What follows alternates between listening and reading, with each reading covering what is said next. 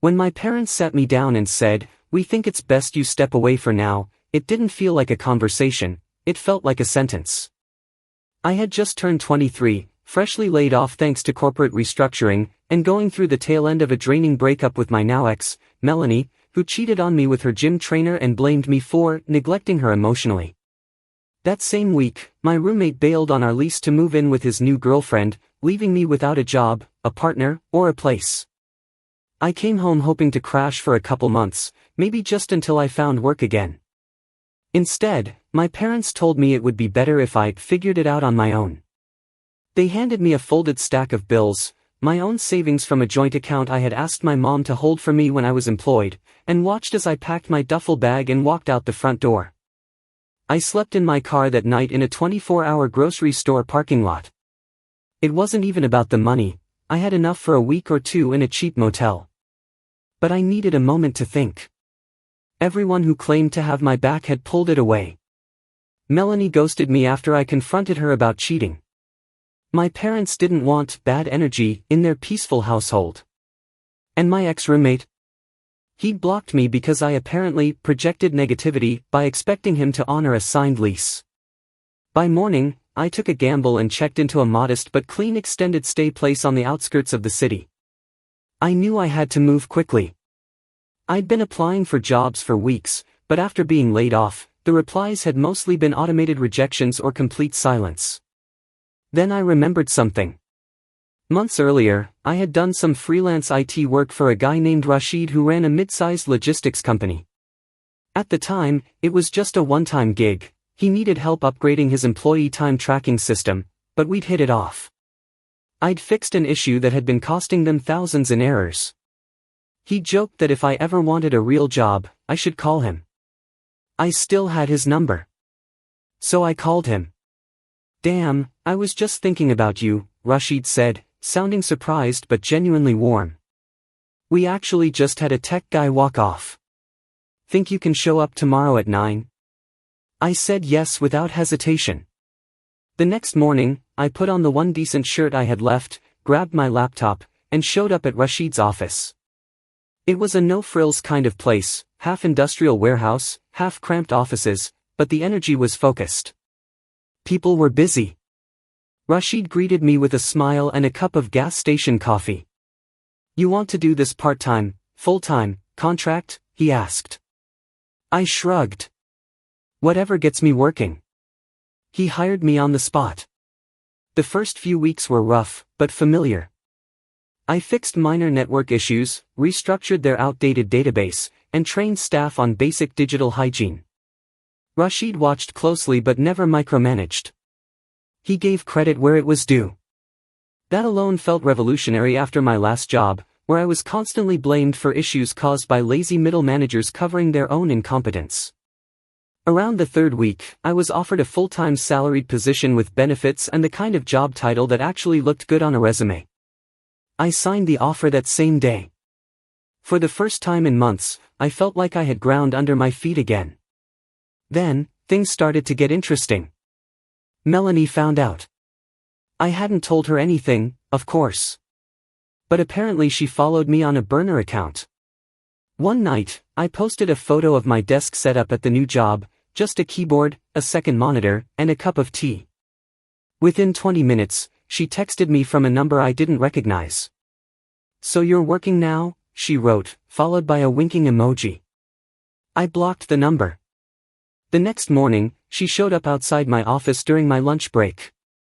At first I didn't recognize her. Her hair was a different color, and she looked thinner, almost tired.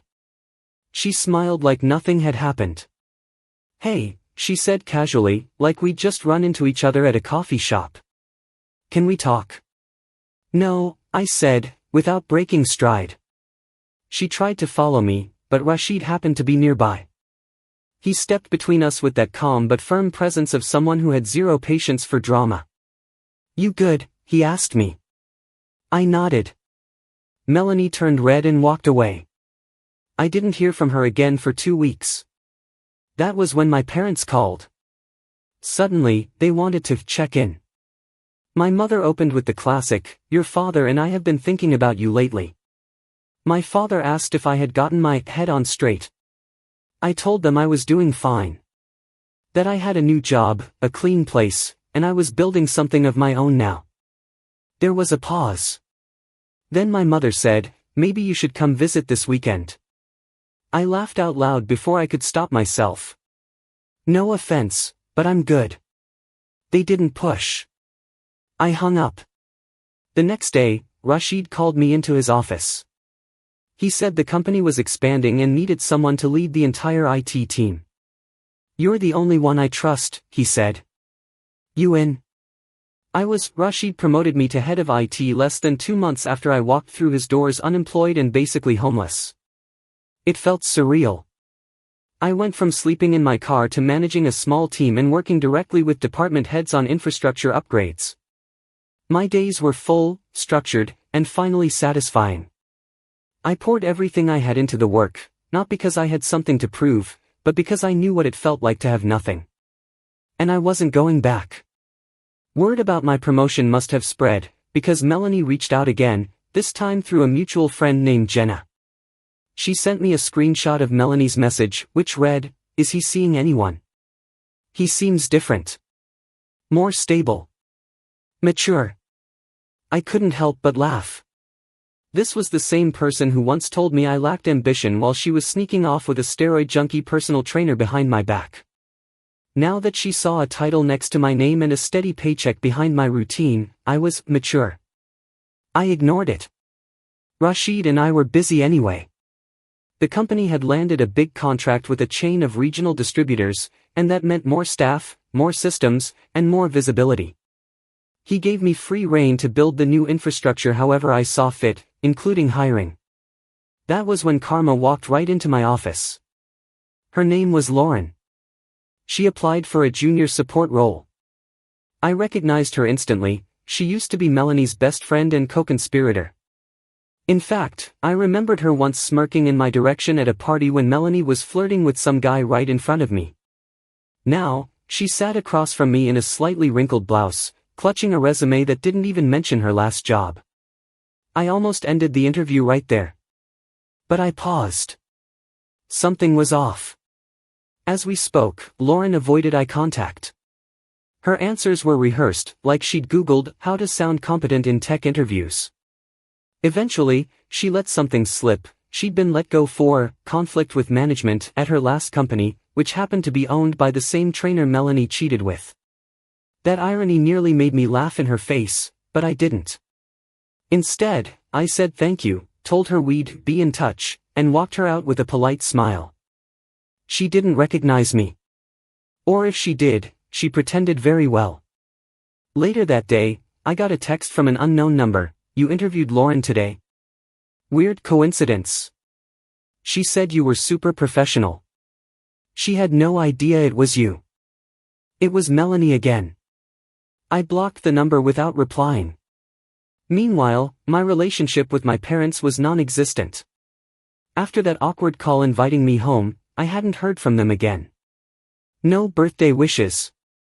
No follow-up. And that was fine by me. For once, I wasn't performing for anyone. I wasn't chasing validation. I was building something, and it felt real.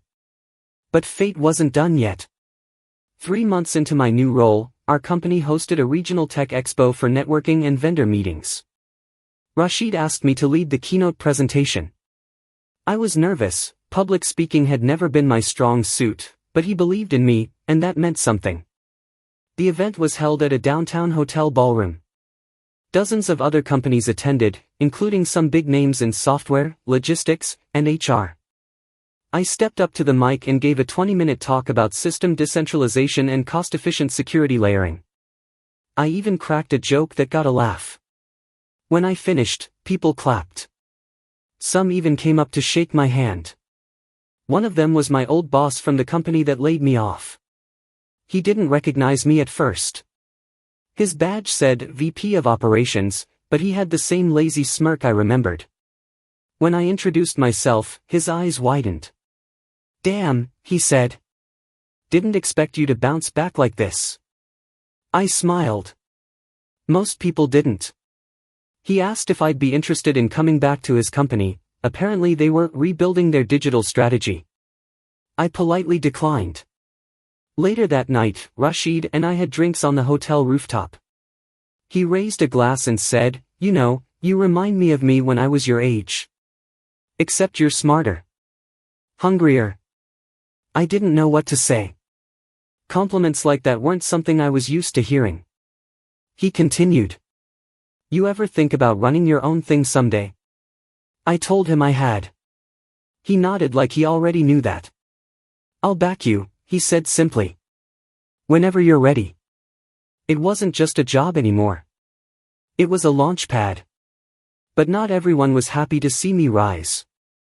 The very next morning, I woke up to an email from a burner account, filled with vague threats and a PDF attachment. The file contained screenshots of old texts between me and Melanie, out of context, embarrassing, and clearly sent by someone trying to stir the pot. I knew instantly it was Lauren. Why? Because buried in those screenshots were references to jokes and moments only she and Melanie could know. I forwarded the email to Rashid's legal guy. Within a day, the IP was traced, and Lauren was blacklisted from applying at any of our partner companies. Quietly. Cleanly. I didn't make a scene. I didn't reply. I just kept building. Within weeks, the whispers stopped. People moved on. I didn't need revenge that looked flashy. I just needed peace that stayed permanent. About a month after the Tech Expo, I found myself in a position I never expected. I was mentoring a handful of interns, reviewing vendor contracts, and negotiating software licenses like someone who had been in the game for a decade. Rashid trusted me more than most people had ever trusted me, and that responsibility changed the way I saw myself. I wasn't just surviving anymore, I was growing into someone I respected. And then, out of nowhere, my mom texted me. "Can we talk? Your dad isn't well." No preamble. No warm-up. Just a cold tug back into the world I'd been shut out of. I hesitated. I hadn't spoken to either of them since the day I said, "I'm good." But the guilt hit like a delayed punch. Whatever they'd done, they were still my parents, right? I called. My mom answered quickly and explained that my dad had been diagnosed with a stress-related heart condition. Nothing immediately fatal, but enough to scare him into rethinking his life choices. Apparently, their peaceful home had become tense after I left. They had started fighting more, mostly about me, how they'd handled things, whether they'd been too harsh. My father had started drinking more, snapping at coworkers, eventually collapsing at his desk. Now they wanted to reconnect. "I know we were hard on you," she said. "But maybe that's what you needed. Look at you now." That last sentence set something off in me. They wanted credit.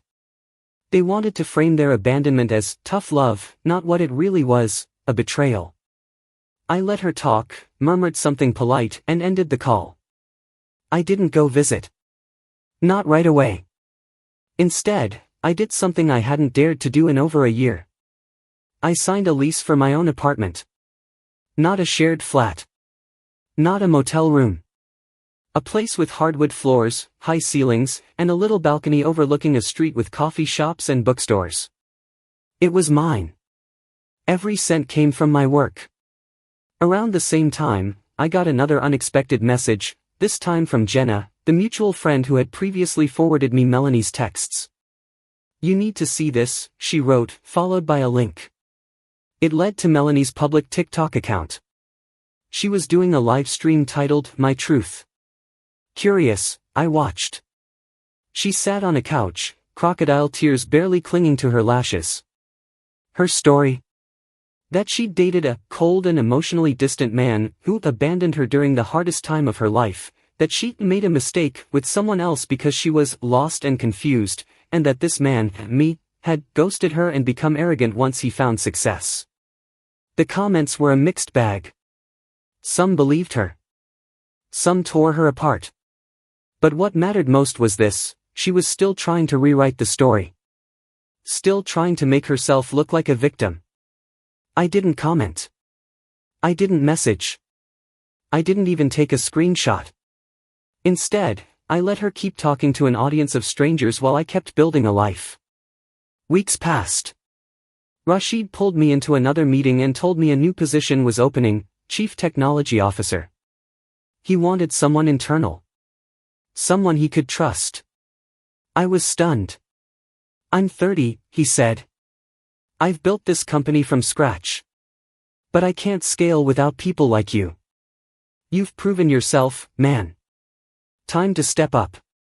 The offer came with a huge salary bump, equity, and a seat at the table. I signed the contract. The day the announcement went public, I updated my LinkedIn. That post got more engagement than anything I'd ever written. Old coworkers commented. Recruiters reached out. Even professors from college I hadn't spoken to in years congratulated me. And then I got another text. This time from my dad, "Saw your new job title. Proud of you." Short. Hollow. Too little, too late. I replied with just 2 words, "Thank you." I didn't owe them anything more. But karma still had one final twist left. A former colleague from my first job, the one that laid me off, messaged me privately. He said Melanie had applied for an admin role at his new company. Apparently she'd listed me as a character reference. I laughed so hard I had to sit down. "Want me to call her in for an interview just to waste her time?" he joked. I told him no. Let her figure it out the hard way, like I did. But this time without someone to blame. She never got the job. I never heard from her again. By then, I had learned the most valuable lesson of all: real revenge isn't loud.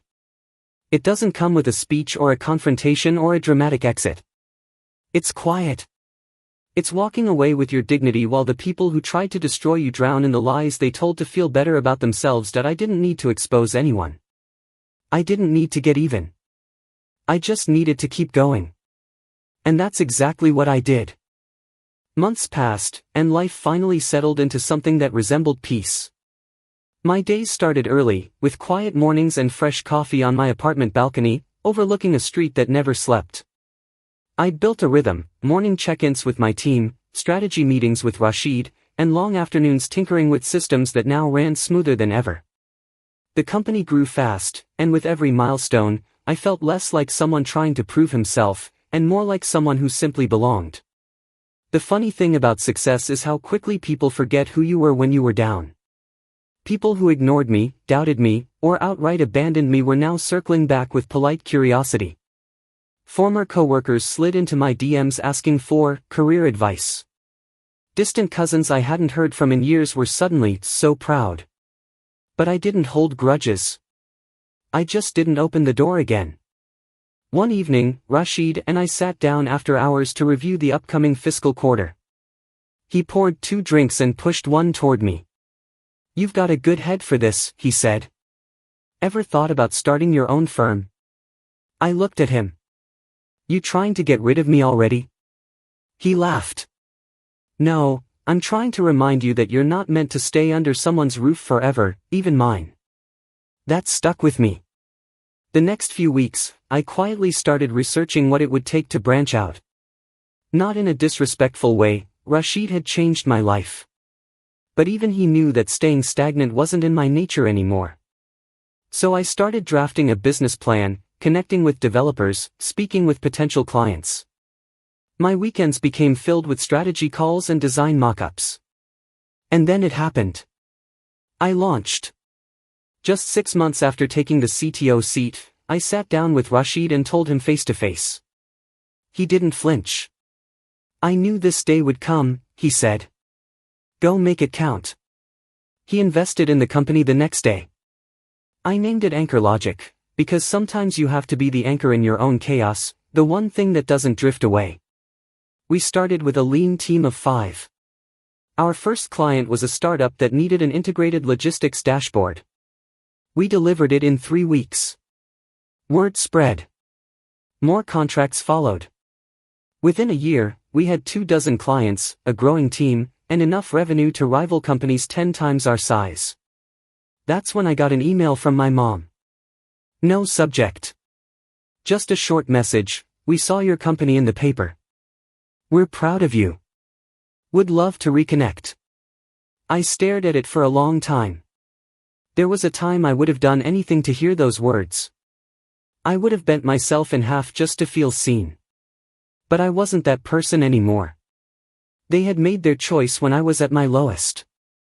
Now I was simply honoring it. I didn't reply. And I didn't feel bad. Melanie tried one last time, too.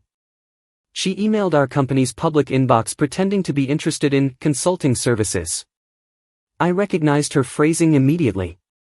She mentioned our shared history and how she'd love to meet and talk as grown-ups. I didn't respond. My assistant flagged the email as spam. It never made it to my inbox again.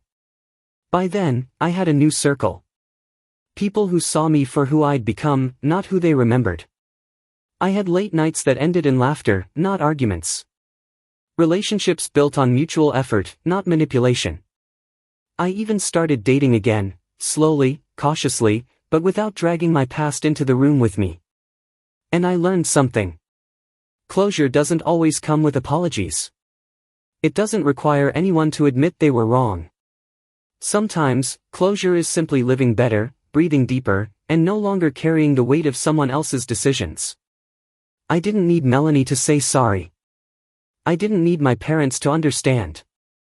I just needed to remember who I was when no one else did, and hold on to him. Now, whenever people ask how I bounced back, I tell them this. I didn't bounce. I built. From the ground up, with no handouts, no second chances from the people who walked away. Just grit, hunger, and a refusal to let betrayal define me. Because sometimes, the best revenge isn't payback. It's becoming someone they can't reach anymore. And I made damn sure they never would.